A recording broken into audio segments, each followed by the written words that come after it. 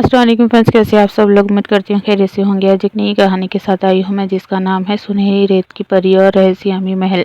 बहुत समय पहले दूर रेगिस्तान के बीचों बीच एक सुनहरी दुनिया बसी थी। वहाँ की रेत सूरज की किरणों में ऐसे चमकती थी मानो लाखों हीरे जमीन पर बिखरे हुए हों। उसी रेत में रहती थी एक प्यारी सी परी, सुनहरी रेत की परी, जिसका नाम था जरीना। जरीना के पंख सोने जैसे चमकते थे और उसकी आंखें में रेगिस्तान का गहरा रहस्य छुपा था। वे हर रात चांदनी में उड़कर रेत की टीलों पर चमक बिखेरती और खोए हुए मुसाफिरों को सही रास्ता दिखाती। एक दिन रेगिस्तान में तेज आंधी चली। हवा इतनी तेज थी रेत का एक बड़ा टीला हट गया। उसके नीचे एक रहस्यमय महल दिखाई दिया। सोने की दीवारें, चमकते दरवाजे और अजीब सी रोशनी। जरीना हैरान रह गई। उसने पहले कभी वह महल नहीं देखा था। ये महल यहाँ कब से छुपा था, उसने सोचा।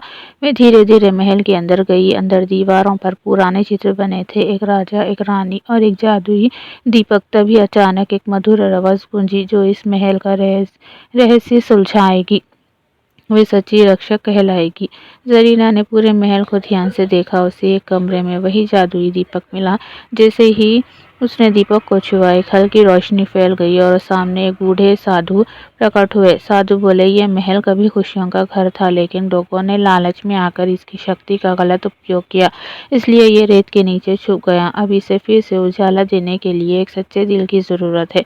जरीना ने बिना किसी लालच से कहा, मैं इस महल को फिर से खुशियों से भर दूंगी। उसने अपनी जादुई छड़ी से रोशनी फैलाई। धीरे धीरे महल में फूल खिलने लगे, संगीत गूंजने लगा और दीवारें फिर से चमक उठी।